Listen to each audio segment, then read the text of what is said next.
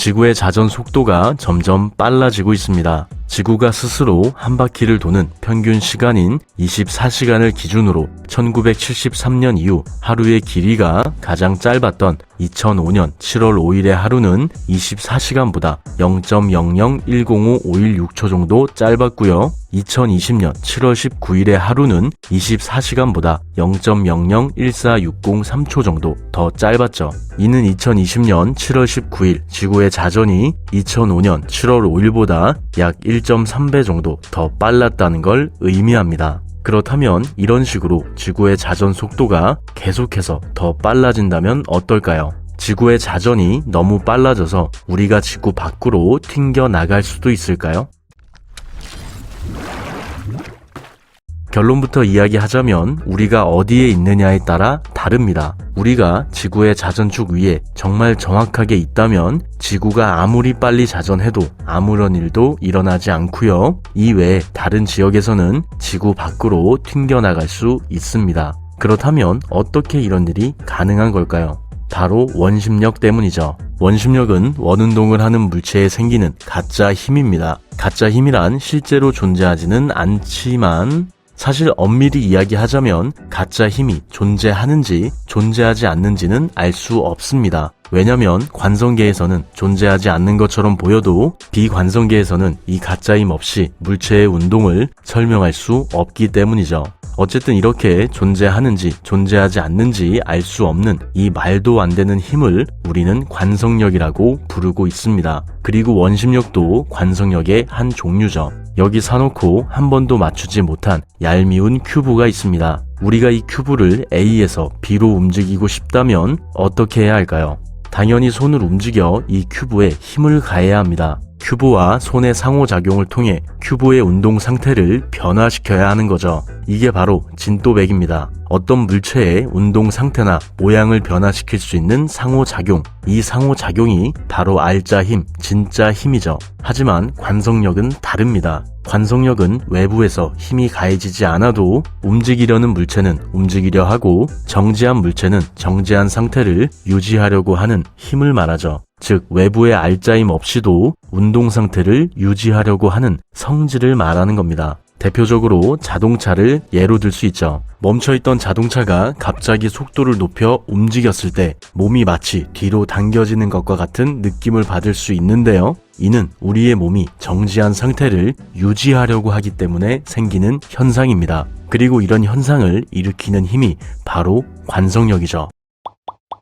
앞에서는 그냥 넘어갔는데 바로 이 부분이 관성력이 존재한다, 존재하지 않는다를 알 수 없다고 한 부분입니다. 관성계란 아주 특수한 좌표계로 등속 운동을 하거나 멈춰 있을 때의 프레임을 말하는데요. 이런 상황에서는 당연하게도 관성력을 느낄 수 없습니다. 사실 관성력이 존재하지 않는다고 할 수 있죠. 하지만 자동차의 속도가 바뀌게 되었을 때, 자동차가 등속 운동을 하는 것이 아니라 가속 운동을 하게 되었을 때 우리는 이 프레임을 비관성계라고 부르고요. 앞에서 이야기한 대로 자동차가 가속하는 비관성계에서는 몸이 뒤로 밀리면서 관성력을 느낄 수 있고, 반대로 자동차가 감속하는 비관성계에서는 몸이 앞으로 쏠리게 되면서 관성력을 느낄 수 있습니다. 바로 이 부분이 킥이죠. 관성계에서는 관성력이 느껴지지 않기 때문에 관성력 없이도 물체의 운동을 설명할 수 있지만 비관성계에서는 관성력 없이 물체의 운동을 설명할 수 없습니다. 자동차가 가속했을 때 몸이 뒤로 밀리는 현상을 관성력 없이는 설명할 수 없다는 거죠. 그래서 보편적으로는 관성력을 가짜 힘, 존재하지 않는 힘이라고 말하지만 엄밀히 이야기하자면 실제로 존재하는지 존재하지 않는지 알 수 없는 힘이라고 할 수 있습니다. 말이 너무 많았죠?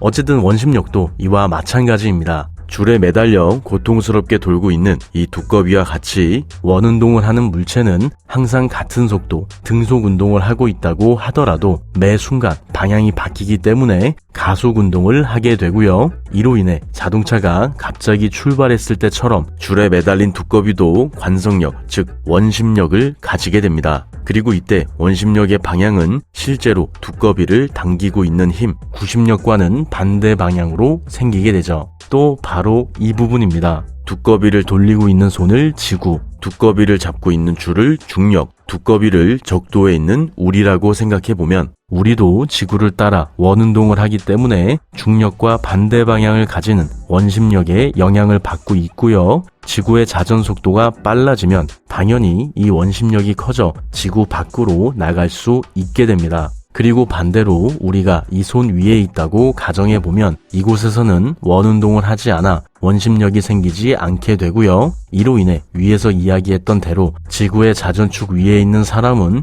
지구가 아무리 빨리 자전해도 지구 밖으로 튕겨나가지 않게 됩니다. 그런데 이 부분은 뭔가 이상하죠? 우리가 항상 중력과는 반대 방향의 힘인 원심력에 영향을 받고 있고 이 원심력이 우리를 지구 밖으로 보내줄 수 있다면 평소에는 왜 이런 힘이 느껴지지 않는 걸까요? 우리가 평소에 받는 원심력이 너무나도 약하기 때문입니다. 70kg인 우리가 적도에 있다고 가정해보면 이때 우리가 받는 원심력은 2.436N 정도 되지만 중력은 686N이나 됩니다. 중력이 원심력보다 약 280배 정도 더 강한 거죠. 그래서 평소에는 원심력을 제대로 느낄 수 없습니다. 하지만 지구가 점점 빠르게 회전하게 되면 이야기가 달라지죠. 먼저 계산하기 편하게 우리의 몸무게를 다시 70kg이라고 하고 현재 우리가 지구의 적도에 있다고 가정해 보겠습니다. 이 경우 지구의 자전 속도가 약 15.33배 정도 빨라지게 되면 이때 우리가 받는 원심력은 572N이 되고요. 이로 인해 지구의 표면에서 느껴지는 중력은 114N으로 줄어들어 마치 달에 있는 것과 비슷한 느낌을 받을 수 있습니다. 평소보다 6배는 더 높이 뛸 수 있고 몸무게도 평소의 6분의 1 정도로 가벼워지는 거죠. 치킨 많이 먹을 수 있겠죠? 그리고 여기서 다시 지구의 자전 속도가 빨라져 현재의 자전 속도보다 16.78배, 초속 7,920m가 넘어가게 되면 이때부터 우리는 몸이 붕 뜨는 느낌과 함께 지구 밖으로 하늘을 향해서 떠오를 수 있습니다. 여기서 만약 지구의 자전 속도가 천천히 빨라진다면 우리도 천천히 우주를 향해 하늘 위로 떠오르게 되고요. 지구의 자전 속도가 갑자기 빨라진다면 당연히 우리도 로켓처럼 아주 빠르게 우주를 향해 움직이게 됩니다. 마지막으로 정리해보자면 지구의 자전이 빨라지면 빨라질수록 우리가 받는 원심력의 크기도 자연스럽게 커지므로 우리가 적도에 있다고 가정했을 때 지금보다 지구가 최소한 약 16.78배 이상으로 더 빠르게 자전할 경우 우리는 지구 바깥을 향해 날아갈 수 있고요. 이 모습은 마치 로켓이 하늘 위로 올라가는 것과 같습니다. 하지만 이와는 다르게 우리가 정확하게 지구의 자전축 위에 있다면 이곳에서는 지구가 아무리 빨리 자전해도 원심력을 느낄 수 없기 때문에 아무런 일도 일어나지 않는다고 결론 내릴 수 있죠. 영상 봐주셔서 감사합니다. 구독과 좋아요, 알림 설정 잊지 마시고요. 지구가 아무리 빨리 자전해도 지구의 자전축에서는 원심력을 느낄 수 없는 것처럼 어쩌면 우리도 우리의 자전축을 찾을 수 있다면 흔들리지 않을 겁니다. 하지만 이런 일은 불가능하다고 말할 수 있죠. 그러니까 쉽게 흔들리고 튕겨나간다고 해서 불안해하지 않았으면 좋겠습니다. 그럼 내일도 조금 더 행복한 하루 되길 바래요. 윤맨, 여기 치킨 순살로 한 마리랑